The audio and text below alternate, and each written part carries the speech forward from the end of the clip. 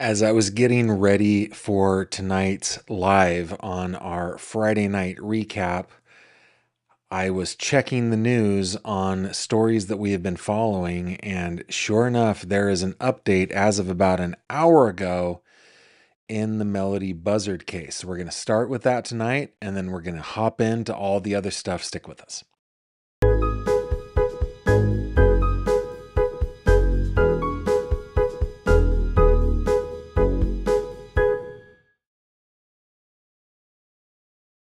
This video contains mature themes and discussions intended only for adult audiences. Viewer discretion is advised. Alrighty, guys, you know what today is? Today is November 7th. I love November 7th. November 7th is one of my favorite days of the year because it is the day that my friend, I've told you guys this story so many times, it was so important to me in my life when I was 14 years old. Is that right? 15 years old. January of 1990. I just turned 14 years old. That's right. Anyway, when I was 14 years old, my best friend Danny died. Today is his birthday, and he would be 50 today. And I've spent the whole day thinking about him, and it's been a beautiful day going down memory lane of those few years. We met when we were 12. It was just a couple years. Well, no, we were 11. It was a couple years that we were thick as thieves and before he passed away. Anyway, it's been a terrific day. Terrific day, and I hope it's been a good one for you where you are as well. And also check in with me and tell me where you're from. Looks like we've already got North Carolina in the house. Let me see if this is working here. Yep, North Carolina in the house. Let's see where the rest of y'all are from. While I dig in, first, let's see, story of the day. Let's bring it on over here, shall we? This from CNN. And this was just published about an hour ago. Mother of missing California girl Melodee Buzzard arrested on charge unrelated to daughter's disappearance, which is interesting. Very interesting. I don't think it's unrelated. I think the relation is that they wanted her behind bars. And look, they told us that little Melodee was wearing a wig. They believed that she was wearing a wig in the rental car place. That looks like Enterprise to me. Not sure. But anyway, it looks to me like Ashley Buzzard is also wearing a wig that day. This says this is a screenshot from a video released by the Santa Barbara County Sheriff's Office showing Melodee Buzzard and Ashley Buzzard in a surveillance video. The mother of 9-year-old California girl who vanished during their road trip last month was arrested Friday, hoy dia, today, on a felony charge of false imprisonment, but it's not directly related to the search for her daughter, officials said. Investigators were looking into the disappearance of Ashley Buzzard's daughter, Melodee, when they learned the mother had recently prevented a victim from leaving a location against their will. The Santa Barbara County Sheriff's Office said in a news release. Let's go to that release. Let's just go to the release and read it. Here we go. Lompoc, California. Sheriff's detectives have arrested 40-year-old Ashley Buzzard. Let me see if I can zoom in on that just a little bit more for you guys to see. On charges unrelated to the ongoing search for her missing 9-year-old daughter, Melodee Buzzard. Detectives learned in a recent incident where Ashley prevented a victim from leaving a location against their will, which constitutes false imprisonment. This crime is not connected to the ongoing search for Melodee. However, detectives are unable to fully outline the crime as it would impede their ongoing investigation. There is a connection. Hold on. Let's read between the lines here, okay? This crime is not connected to the ongoing search for Melodee. However, detectives are unable to fully outline the crime as it would impede their ongoing investigation. That implies a connection. I don't think I'm wrong here. I don't think I'm wrong here. Okay. On Friday, November 7th, 2025, hoy día, detectives arrested Ashley on a warrant for a felony charge of false imprisonment. She will be booked at the Northern Branch Jail with bail set at $100,000. Her booking photo does not meet the criteria for public release and will not be distributed. Okay. Although this arrest occurred during the course of a missing person investigation, it is not directly related. That's a good qualifier right there. Not directly related. Tangentially related? Sort of related? Coincidentally or circumstantially related, maybe, to Melodee's disappearance. Sheriff's detectives remain fully focused on locating Melodee and confirming her safety. Members of the public who have seen Melodee or may have information about her whereabouts are urged to contact the sheriff's office through any of the following methods. Detectives are at 805-681-4150. The anonymous tip line is at 805-681-4171. Oh, Gavin. Wow. Low energy today, guys. It's been a long day. It's been a good day, though. Good day. Online tips can be sent through sbsheriff.org, whack home, whack anonymous -tip. And that is the actual release. But let's see what... see if there's any investigators shed little light on the recent incident, declined to provide details on the victim of the false imprisonment cases. They continue to investigate Melodee's whereabouts. That's typical. They're not going to tell us who the victim is. The arrest comes about a week after the FBI served search warrants at Buzzard's home and a storage locker, as well as the rental car that Melodee was last seen in. I think, did I miss that?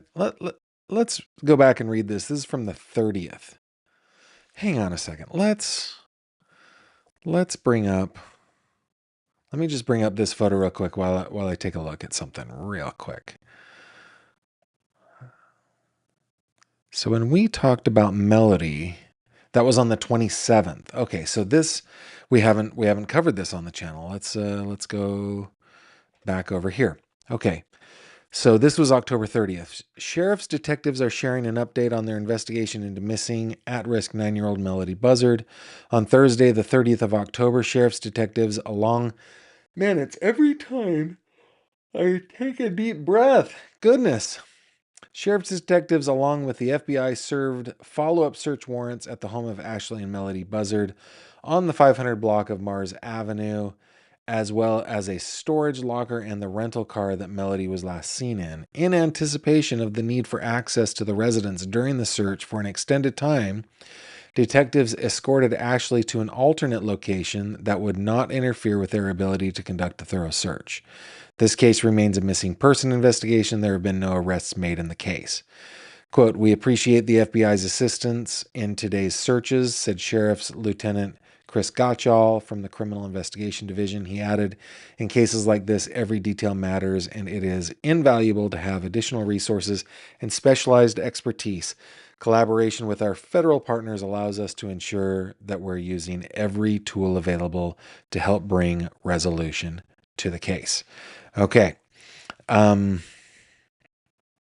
Yeah, the search for Melodee has captured national attention as investigators shared surveillance images of the child.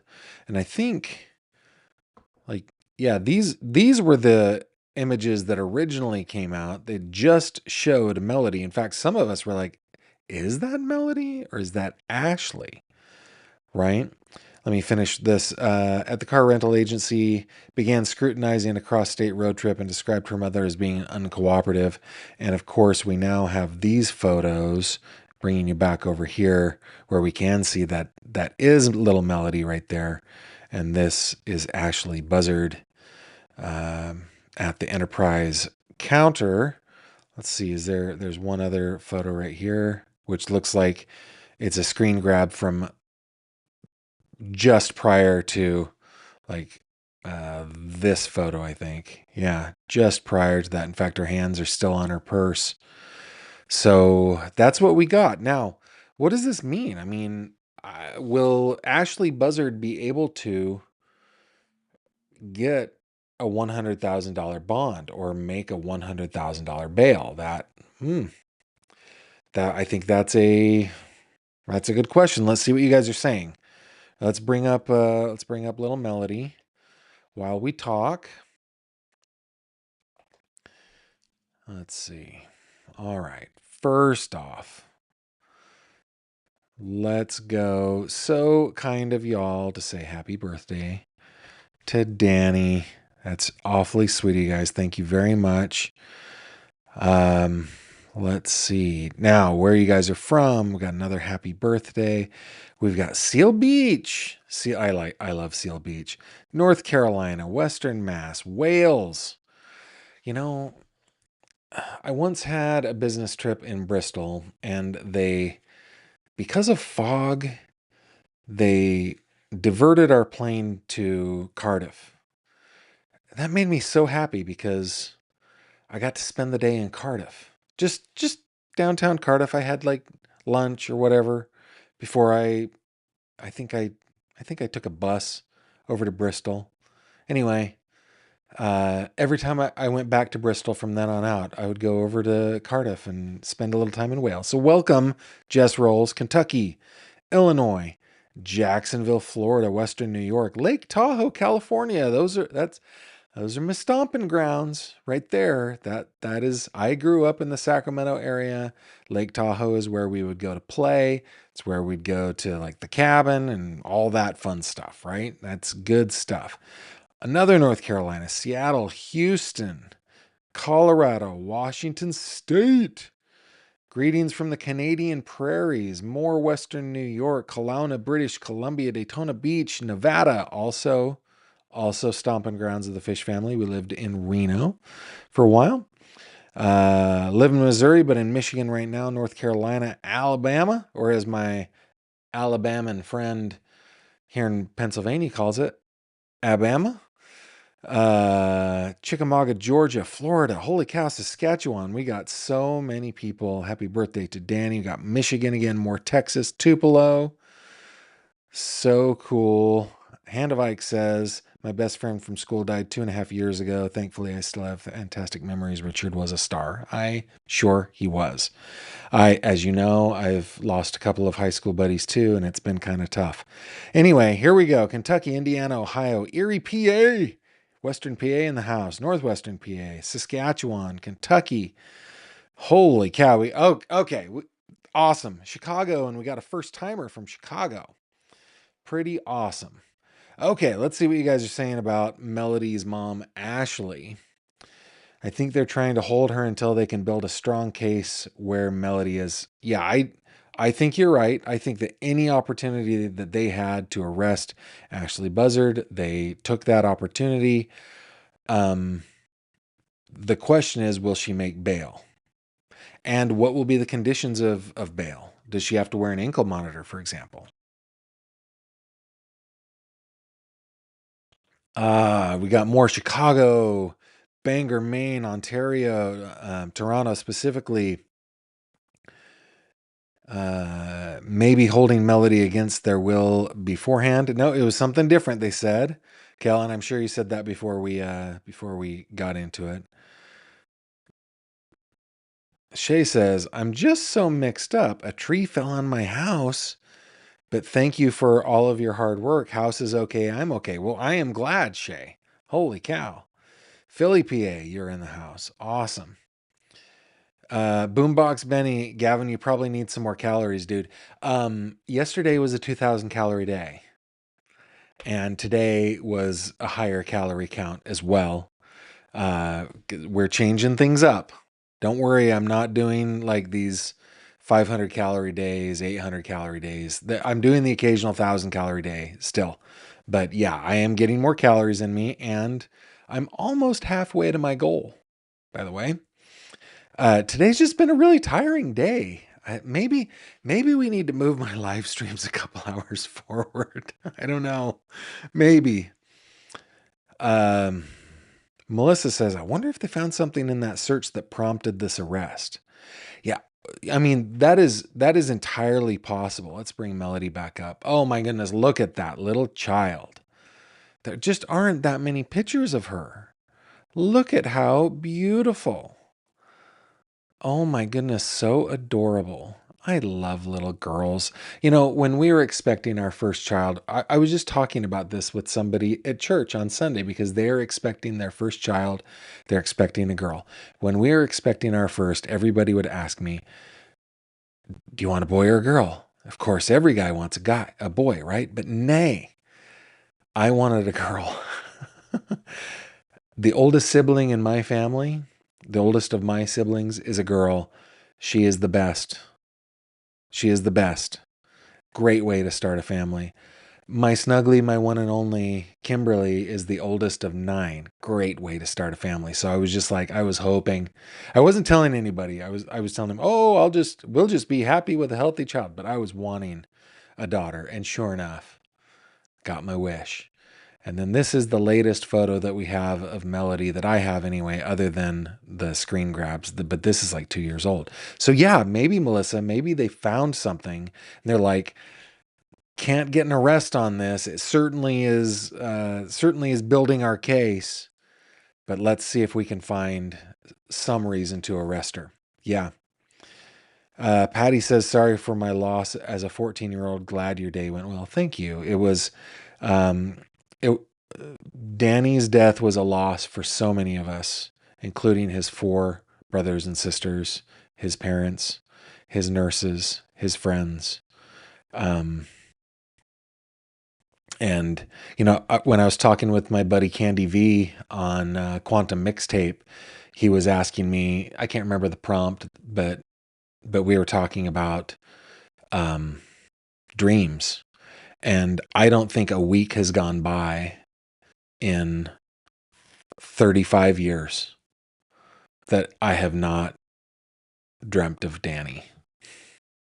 And it's been different because he's been different through time. Like, I can recognize that it's Danny, but he's my age when I see him. Very seldomly do I dream of back when we were 11, 12, 13, 14 years old. Sometimes I do, but most of the times it's like conversations with Danny, and he is growing in age along with me.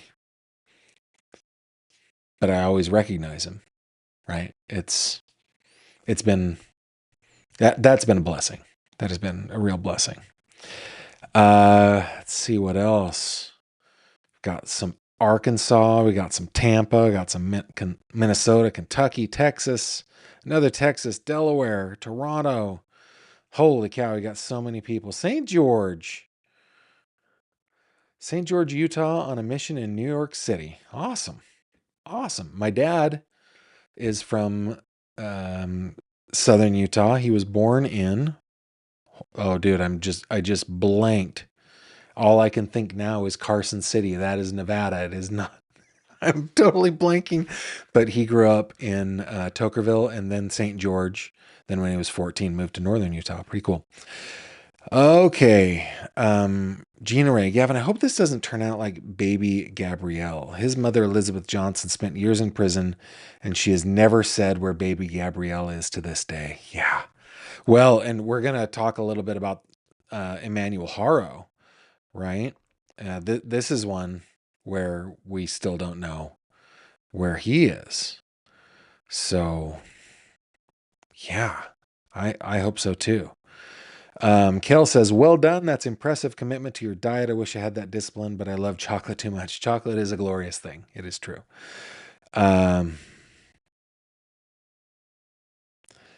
Was Melodee's mother running from her ex relationship? I don't know. I don't know. Let's see. Cooler by the Lake. Now that she has been arrested, the speedy trial clock is ticking. I hope they found something substantial. Great comments, everybody. Great, great, great comments. Thank you very much. Okay. I've got my notes of all the cases that we're going to talk about today right here. There. I'm sure you guys really enjoyed that. Okay. We're going to move over to the case of Judge Kevin Mullins. As you guys know, last night we had Elizabeth Jones on, and it was more kind of a tea spilling segment with Elizabeth.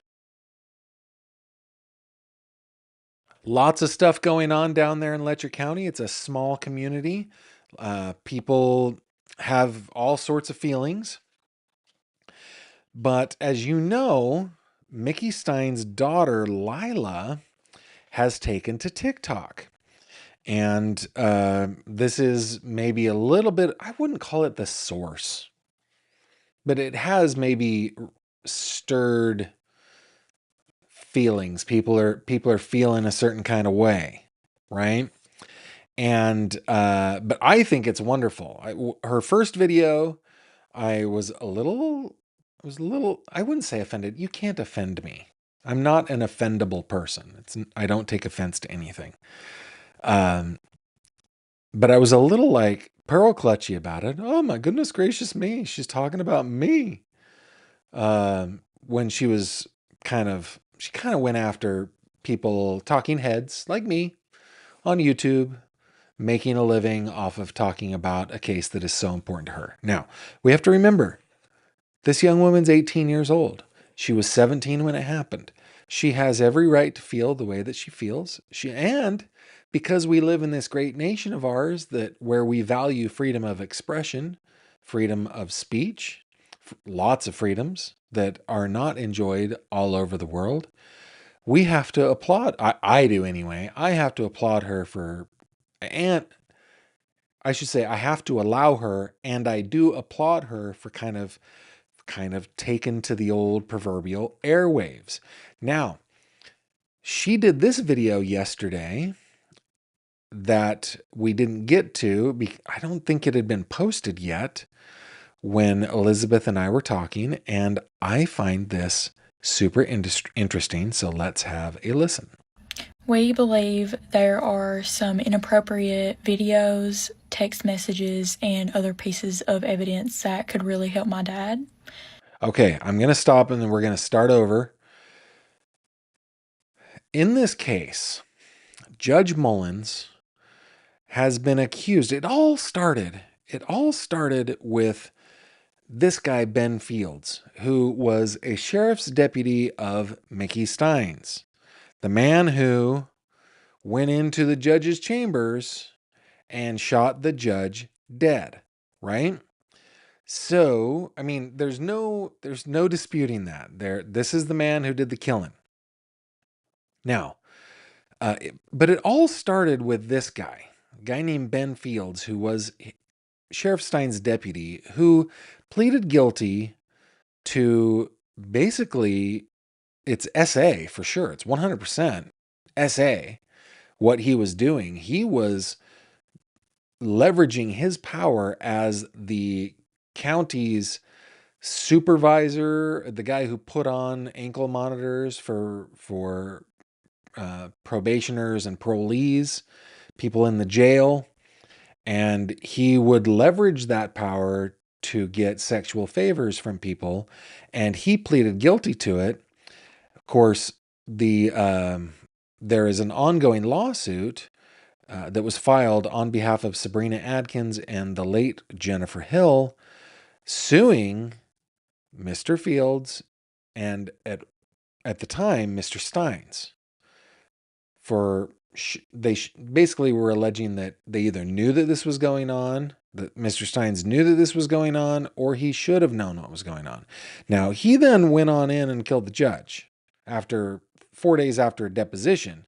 So he is no longer the sheriff, and the judge is dead, and there is a new sheriff, and that new sheriff's office is, the new sheriff is being sued in this lawsuit. Anywho, one of the allegations that Sabrina Adkins made was that she had seen a videotape of Judge Mullins in his chambers having sex with, and I should call it what it is, SAing a person a female inmate from the jail. and that it was well known throughout Letcher County that this kind of stuff was going on. Later on, a woman named Ty Adams said that she had a sexual relationship with Judge Mullins from the time she was 16 years old. And Elizabeth from Hillbilly Crime, shout out to Elizabeth, who comes on the show every week or two. And she's awesome. You guys should go and subscribe to Hillbilly Crime if you haven't already. According to Elizabeth, she gets people reaching out to her all the time saying, "Oh yeah, I had that relationship," or "Oh yeah, I've seen that video." So when Lila here is talking about, we believe that there are materials that would help my dad's case, I believe that's what she's talking about. All right, let me start again. It's only a minute and 10 seconds long. Here we go. We believe there are some inappropriate videos, text messages, and other pieces of evidence that could really help my dad. If you live near or if you live far and my dad has ever helped you in any way, now would be the time to reconsider and maybe show him some kindness. If you have anything at all, you can send it directly to Joel. I can't tell if she's saying Joe or Joel. And when Elizabeth says it, I don't know if it's Joe or Joel. So let me just look it up. Let me just see if I can find. Let me see if I can find anything.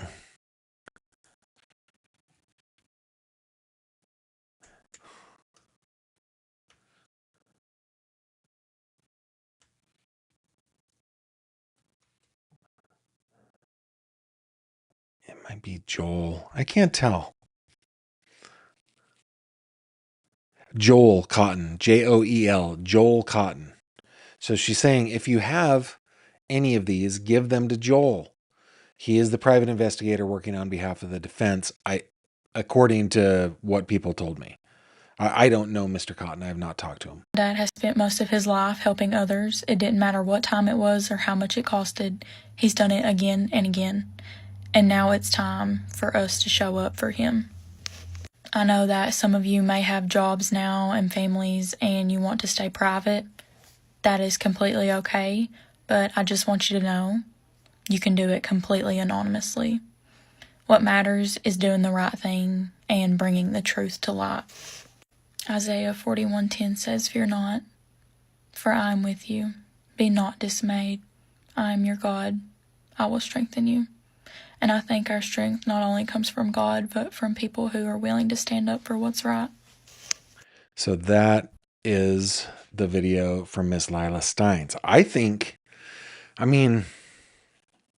I'm now kind of defaulting over to my whole paternal, protection mode of this young woman. Like she's working on behalf of her dad, and I think that she's doing a good job. I think let me see if I can, her TikTok account now, she has almost 18,000 followers, 75,000 likes. She's doing her thing, and I'm happy for her. Okay, so that is our update on Lila Stines. Here I can just bring this picture up. Let's see what y'all are saying about the case. Real quick, Matthew West says, do you think Kevin Mullins had something to his inner circle about Mickey? Oh, well, my suspicion is that Mickey Stines had knowledge of what was going on. I don't know that he was participating in it. He was, he had a pretty darn good reputation down there. So I don't know that he was participating in it. Maybe, there are people that have accused him of participating in it. So do I think Kevin Mullins had something about Mickey? Possibly.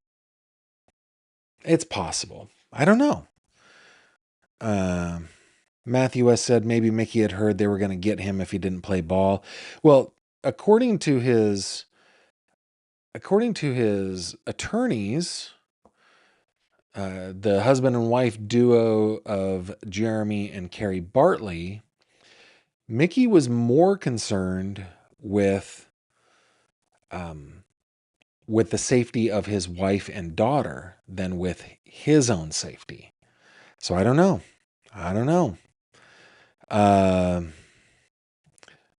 One Man's Trash says, I admire her. I do too. I think she's pretty awesome. Kel says, I think it's sweet how much she loves her dad. Me too. It's pretty cool.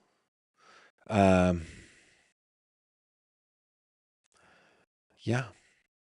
So I see somebody has lost a visual, but I think we're working okay. So that's our update on, or our recap anyway, of the Kevin Mullins murder at the hand of Mickey Stines. I think what's open in court right now is the question of whether or not there will be a change of venue. Elizabeth seems to think that there will be. It's weird for the prosecution to ask for a change of venue, and that is an indication to me that they think that they need that in order to get an impartial jury. Of course, the defense is like, we want a local jury. Kel says, Gavin, I think you're right about Lila wanting to talk to Elizabeth and not having courage yet. I don't think she was being negative about Elizabeth particularly. Lila might feel intimidated. Yeah, she might. One of the things that you learn while being employed as a reporter is that you have to get over your fear of talking to people. You just have to be able to approach people no matter who they are.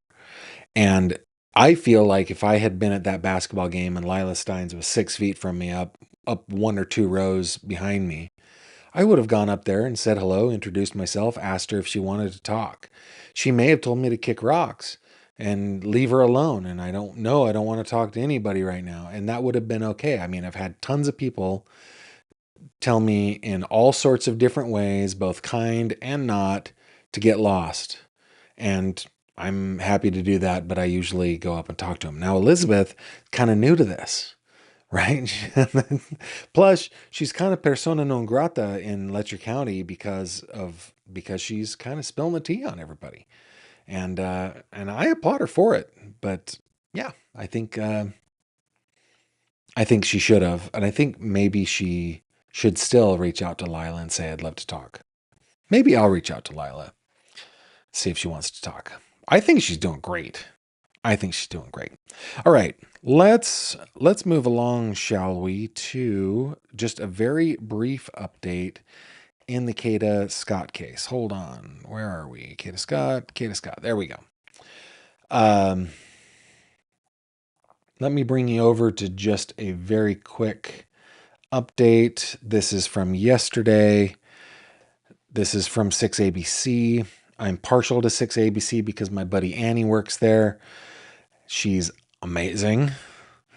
Funeral plans are announced for Kada Scott after Philadelphia woman's body found behind vacant school. Guests are asked to wear shades of pink. This is short.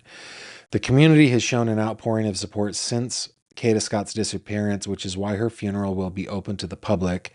Funeral plans are now set for Kada Scott. Police found the 23-year-old Philadelphia woman's behind a vacant school in the city's Germantown section on October 18th.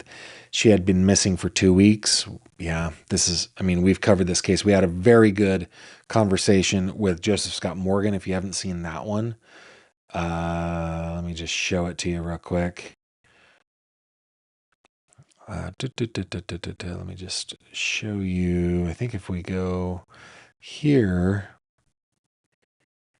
yeah, We had a nice long conversation with Joseph Scott Morgan about the Kada Scott case. It's titled What Really Happened to Kada Scott with forensic expert Joseph Scott Morgan. So go and check that out. Let me get back to where I was. I'm so easily distracted. Okay. Officials have charged 21-year-old Keon King. This is Mr. King in Kada Scott's murder.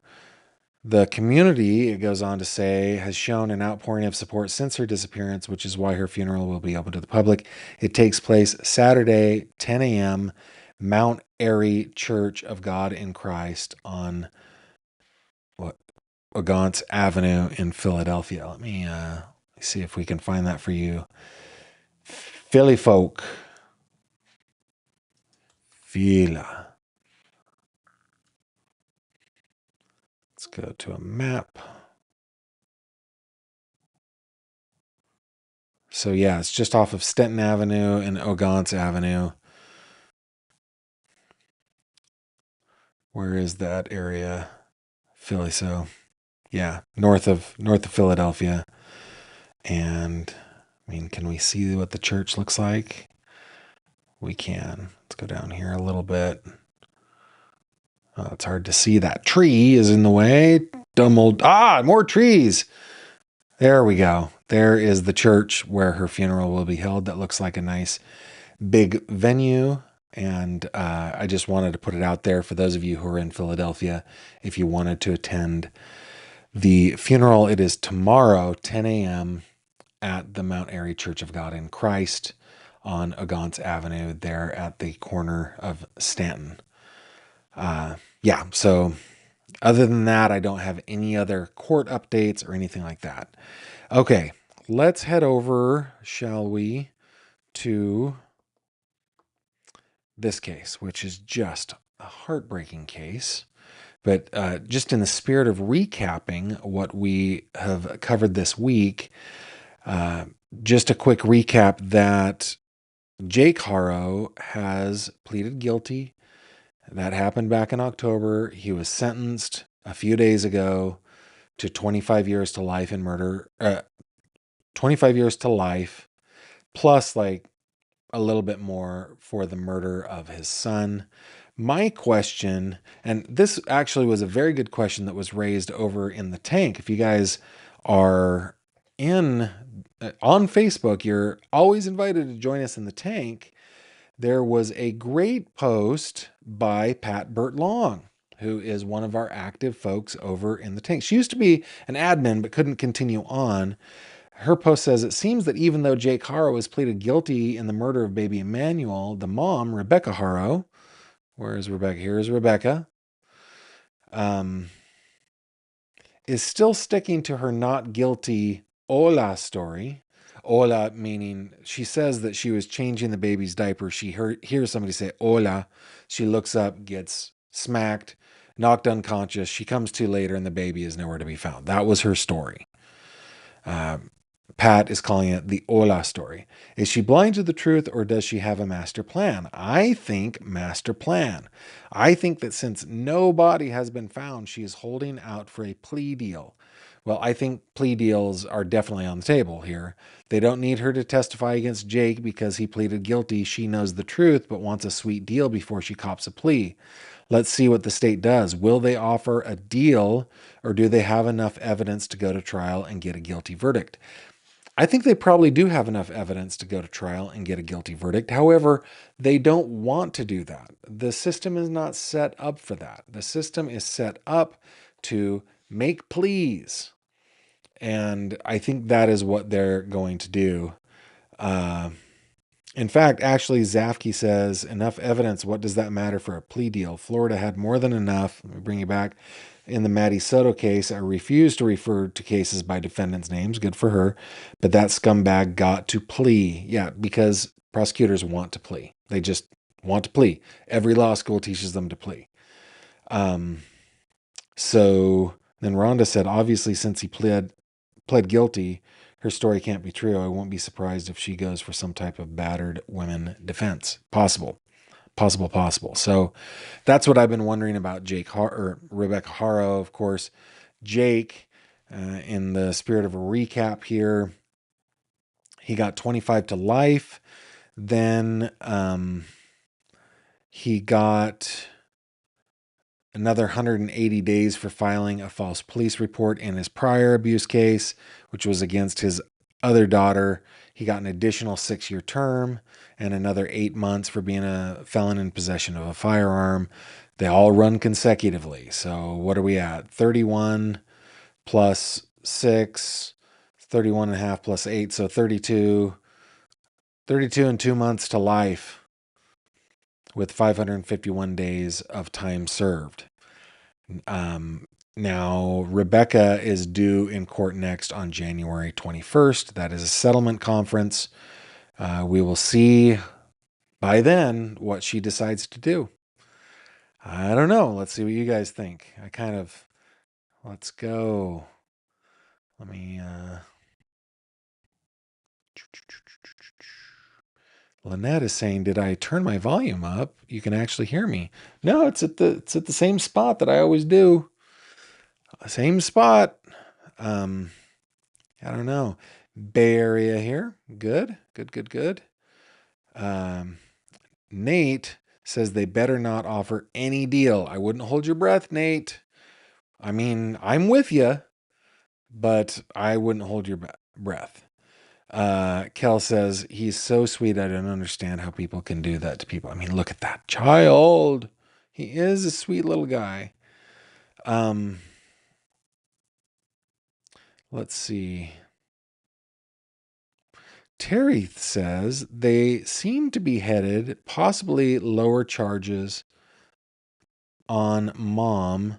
During his sentencing, there was a filing on behalf of the mother. It was enough to keep her case going forward right now. I don't know what that filing was. I'll have to take a look at that. Jana says battered defense does make sense. And it does. It does make sense. It's possible. Yeah. I mean, I'm not saying she's not culpable, that she shouldn't have some kind of punishment for it. But yeah, I do think that there is some, I guess, what's the word I'm looking for? I do think that there is some validity to a defense like that.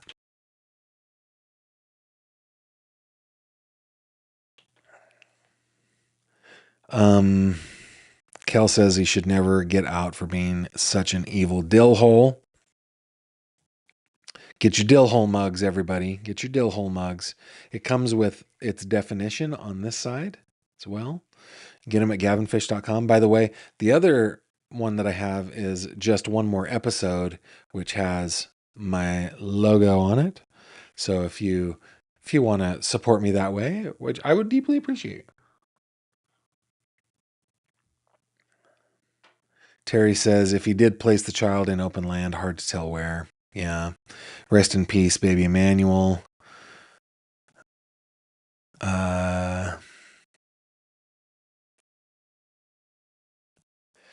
The filing happened while Judge was sentencing him. It was brought out at his hearing in the middle of it. Okay, I'll have to look that up, see if I can get that little piece of info. Okay, the last thing that I would like to recap from this week involves the Suzanne Morphew case. All right, Suzanne Morphew, of course, went missing. Seems like it's a bit of a theme going on. And in fact, I mean, other than Kevin Mullins, Melodee Buzzard went missing, Kada Scott went missing, Emmanuel Haro went missing, Suzanne Morphew went missing. Her body was later discovered miles and miles away long after. Barry was arrested, charged, and then the first go around, the prosecutor so colossally hosed up that she was disbarred and Mr. Morphew went free. We've covered this case pretty extensively here on the channel. And then recently he was rearrested and is facing charges in the murder of his wife. Now, the weird thing about this case to me, guys, and this is so weird, is that Suzanne and Barry's daughters appear to be solidly on Barry Morphew's side. And it's just so strange to me because the evidence seems so cut and dry. It is circumstantial, not tons of direct evidence, but you don't need direct evidence to get a conviction on this. That circumstantial evidence is piled like a mountain against him. The BAM, the affairs, the cell phone being turned off. Him changing his work plans. There's just so much, right? But the thing that we covered this week was this document right here, which was an order granting the defendant's unopposed motion to cease unmonitored live stream of court proceedings. Now, this happened, let me just go back here. Following a September 2nd, 2025 status conference, it came to my attention, this is the judge writing, that an individual with a YouTube channel called JLR Investigates posted a recording of the status conference, including the admonition that there shall be no recording made. JLR Investigates' unlawful recording included comments from some of his 17,000 plus people who viewed the unlawful recording. Some of the commentary, including from JLR, takes issue with the constitutional requirement that the defendant is presumed innocent until proven otherwise, propounds several conspiracy theories concerning this case, and threatens violence against me, the judge, attorneys for both sides, and others, including several victims. But JLR Investigates is not the only YouTube channel that unlawfully recorded and then posted live stream hearings on the matter. And I am not fishing for sympathy here, but this whole thing where they threatened violence, I got several messages through my website, through email, seeking to intimidate me just for making a video talking about this week. It's beyond ridiculous. Now, I'm not completely aware of Mr. Investigates. That's, I guess, what I've decided to call him. Is it Jonathan Lee something? I should call him by his actual name because it's not cool. Let's see. JLR Investigates is... what's his name? Jonathan Lee Riches. So Mr. Riches, I should say.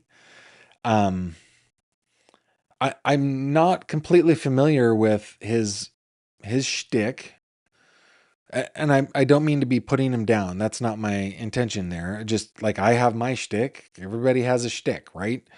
But it does seem, dang, 477,000 subscribers, and he's putting out like 3 videos a day. This guy is a beast.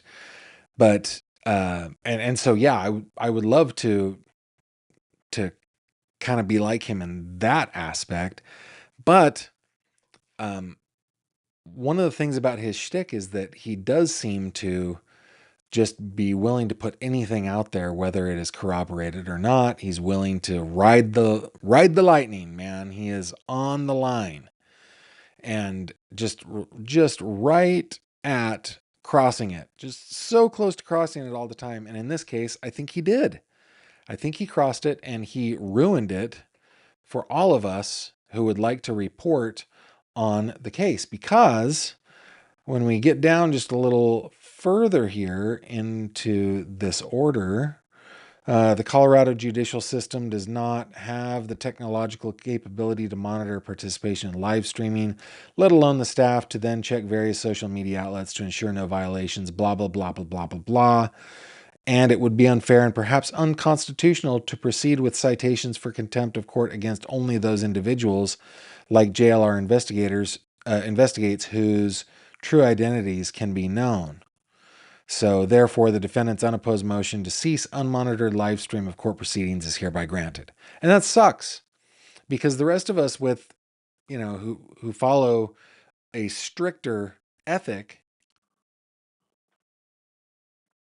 now cannot, without going to great effort, report on this case, at least directly from court. I mean, I probably should. In fact, those of you who are watching that are on Slack, will you guys help me remember?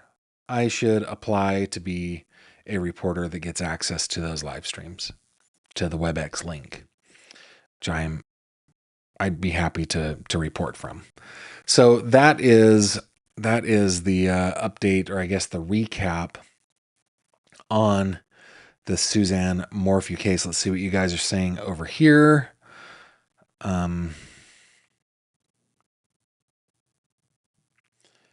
Rocks and Raccoons with Auntie Jan stopping by just to say hello. Thank you very much. Shay says, I agree with you about the daughters, but if you were in their shoes, would you want to believe your dad was a monster? Well, yeah, the power of belief is, oh, well, this is terrific English, Gavin. Good sentence structure. The power of belief is powerful. I should say profound, right? Yeah, maybe they just refuse to believe it. Maybe they haven't looked at the evidence. Maybe their dad has told them stories. Maybe they just believe what he's saying. I personally, now, of course, he is innocent until proven guilty in a court of law. He has that. We have to assume that. So allegedly, if he's guilty, maybe he's just good at spinning a story. I don't know.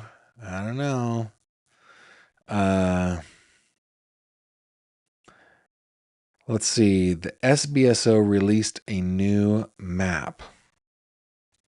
Let me see.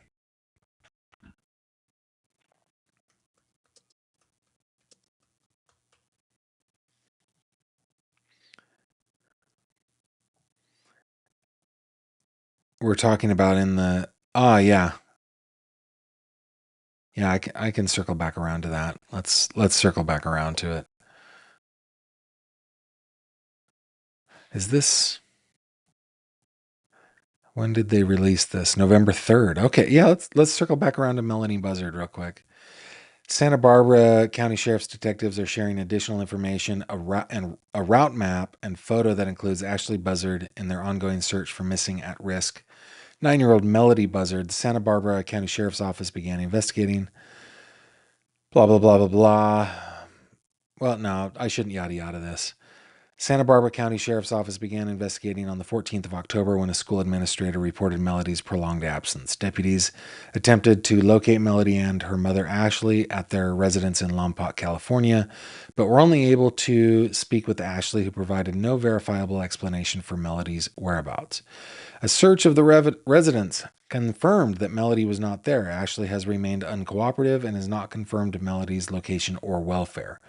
Through their investigations, detectives have confirmed that Ashley left California with Melodee in a white 2024 Chevy Malibu, initially bearing California license plate 9MNG101 on October 7th.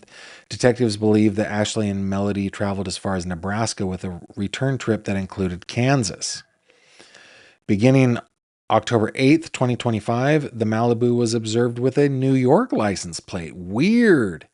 HCG 9677. It is unknown when the plate was installed or whether additional plates were used at other times during travel. Wow. Holy cow. She is trying to cover her tracks. That's what it looks like to me. The New York plate seen on the car does not belong to the vehicle or to Ashley. Investigators believe it was used as a false or switched plate to avoid detection.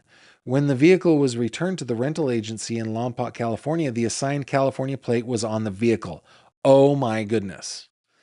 Detectives have now confirmed that Melodee was last seen along the return route via video surveillance on October 9th in the region between the Colorado-Utah border. Wow.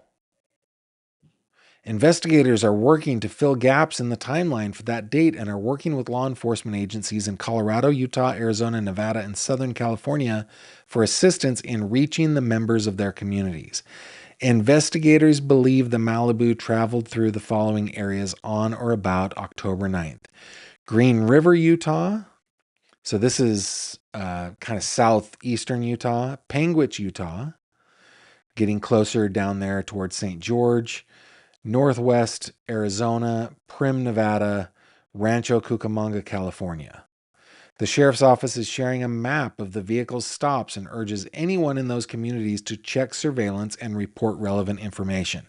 Detectives are seeking anyone who may have had contact with Ashley or Melodee at any point from October 9th to the 10th, 2025, or any video footage from their route of travel. So let's take a look at this.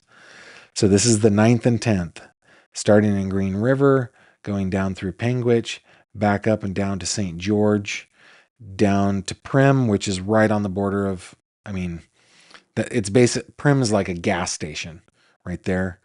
It looks like she did travel through Las Vegas. So at this point, we're on, I think that's US 15 right there. And I think it continues to be US 15 all the way down into the Los Angeles basin. Of course, this isn't a map that, let me, give me a second here. Let me open up a map real quick. Utah map.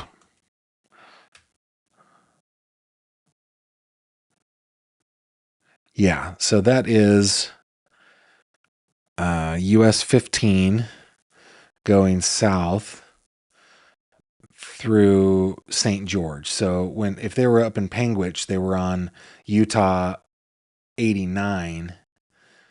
And then up here into Green River, that's US 70 crossing down on 89 through Panguitch, then over to St. George, back onto I-15, I-15 down, transiting through Las Vegas into Primm, and then it's still I-15 all the way down through Barstow,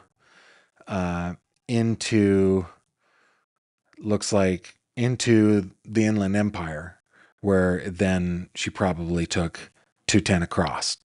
So if you are on I-15 and Utah 89 and I-70,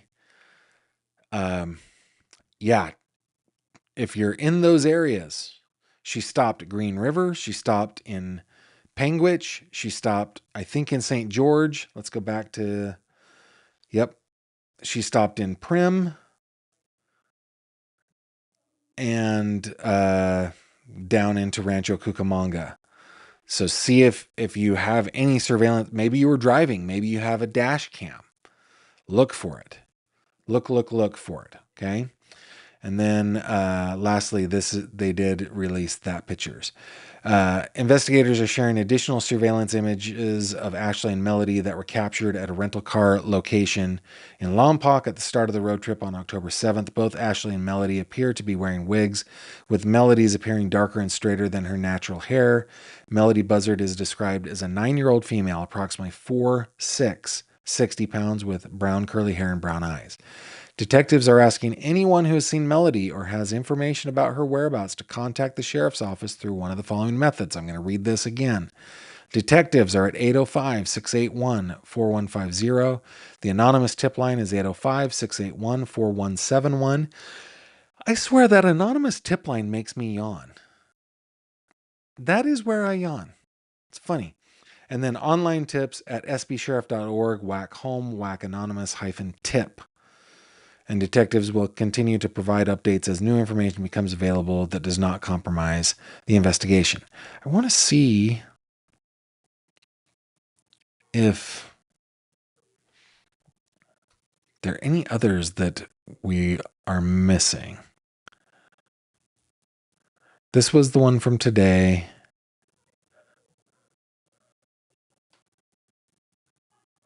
Oh, here is some video footage.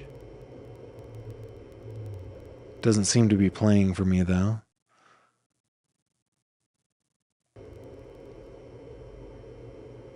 Okay. Yeah, okay. So, same kind of thing. Same kind of thing. Goodness sake, this case, man. All right, let's see if there's any other comments before we call it a night. Joanne Marie says these types of shenanigans like JLR has done spoils it for people like Gisela too. Yeah, all of us are completely, it's messed up. Shouldn't be doing that stuff. We love Gisela, by the way. Let's see if there's anything else. Nope, looks like you guys are done. So that means that we're at the end of our live stream for the night. What a great week. We will keep our eyes on these cases. And in the meantime, just want to bring your attention just real quick over to gavinfish.com, which is a place that you can go to read all sorts of news on crime. There are case pages, there are the Crime Cod articles. You can sign up for the newsletter at the bottom. You can also click on Crime Cod, go over to crimecod.com, and that is my full-on news website, true crime news website. Got some great writers. If you would like to try your hand at writing for a news website, reach out. Best way to reach out is at gavinfish.com. Click on this little icon right there, and you can fill out this little form, which will load. My site's kind of loading slowly. I've noticed that. I'm trying a new CDN, but anyway, and one of my volunteers will get back to you. Okay. Also, while you're here on gavinfish.com, don't forget the awesome swag that is available for you. My favorite stuff is the dill hole stuff, but don't forget Cluvelta. You can get Cluvelta merch. Get yourself a Gavin Fish t-shirt, that sort of stuff. The other page I want to just show, I know there's several of you that are new. There is a support page where I detail all the different ways that you can support me, and boy, am I grateful for it. But the one that I like to point out to y'all is support my team. Autumn, our lead moderator, is a volunteer, and you can support her by buying her a cup of coffee. It's an invitation only, okay? No guilt, no pressure. But if you think Autumn deserves it, buy her coffee. I think she deserves it. And then, of course, always join us. You're always invited to join us over here on the Fish Tank, where we hang out on Facebook. Please come over there. With that, guys, I will bid you adieu. Just making sure. Yeah, we're good. I bid you adieu. And I will see you on the next one. Until then, take care. Thank you very much for watching this video. If you liked what you saw, please consider subscribing. And if you have any questions or comments, please leave them below.